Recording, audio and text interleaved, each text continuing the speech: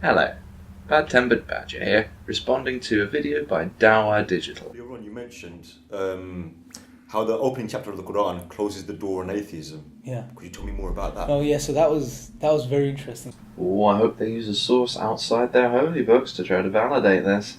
The Quran is very powerful. It's very relevant, right? Even in the times we live in today, it's very relevant and it's very deep. Oh, it's not looking promising. What's the very first verse? Alhamdulillahi Rabbil Alameen. Alhamdulillahi Rabbil Alameen, right? Generally, translation, just for people listening, the translation of this is, all thanks and all praise belongs to Allah, who is the Lord, the sustainer, the maintainer, the Rabb, the Lord of the worlds. Yeah. Right? Now, if we just focus on this word, Alameen, right? This word alone, just in the very first chapter, in the very first verse, this word alone, I believe, shuts the doors on philosophies and ideas such as atheism, or worldviews such as atheism. How could they? It's very interesting. Let me explain to you. So, think about this.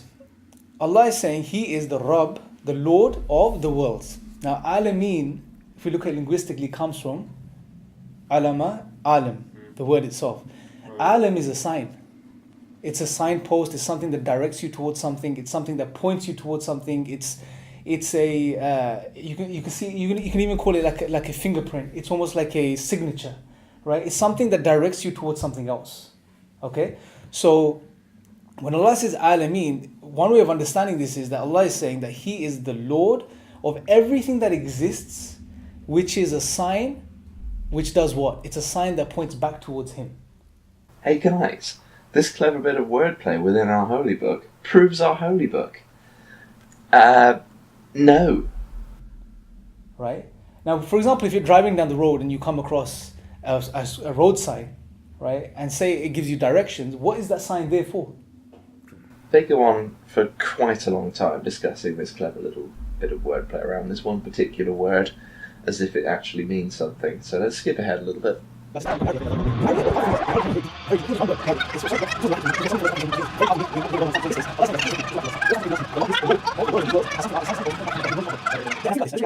we understand is, what does this mean?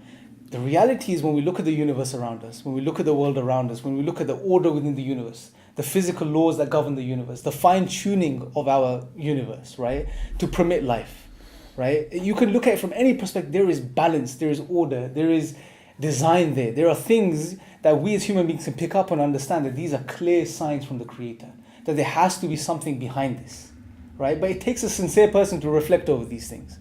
The classic fine-tuning argument.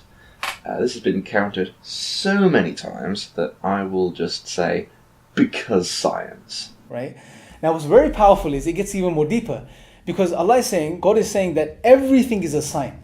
Everything is a sign to Him. It points back towards Him. Now when we reflect over this entire physical universe and creation, it absolutely points back towards Him, whichever angle you look at it from. But if you look at it this way, everything's a sign. Yes, when you want to see everything as a sign, everything looks like a sign. Just like, if I lose my screwdriver, every pen in my house looks like my screwdriver. Which is, you stop and you realize that, hold on a second, I am a person, I am a being who has the ability to understand this, who has the ability to observe the reality around me and see the signs. So in other words, you yourself are a sign, because you're this amazing creature that has the ability to reason, to reflect, to understand the truth of reality, to understand the connections within reality, the order of things. That in itself is a miracle, because how could you do that? If there wasn't any God, and if you were not created by a all-powerful being, and you were just a result of blind, random physical processes, then how could you even account for your ability to reason and to understand this amazing world around you, this alam? How can you understand this? You can't. It's impossible, right? So this is why, when atheists sometimes, when they come to you and they act they come across very rational, try to come across very authoritative, I know what I'm talking about, you guys are backwards religious people.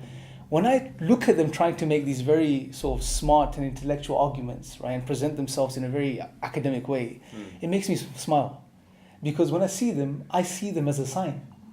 the very fact that they can exercise what's in here and try in some way to deny God and even posit that proves God exists. Because they are showing that they are demonstrating that they are using faculties which can't be made sense of without God anyway. All these arguments against my God prove that my God exists, as long as I ignore what the arguments actually are and just marvel that they're able to make arguments at all. Good argument, chap. Anyway, so going back to that verse, Allah is saying, Alhamdulillahi Rabbil Alameen, that indeed, if we think about this, He is the Rabb, He is the Lord of everything that exists, including human beings and everything that exists, which, if you think about and reflect over, is a sign which points back towards Him. And we're back to the wordplay again. As they're so keen on quoting their book, I thought I'd finish with a quote of my own, from Douglas Adams. Human beings, who are almost unique in having the ability to learn from the experiences of others, are also remarkable for their apparent disinclination to do so. Thanks for watching.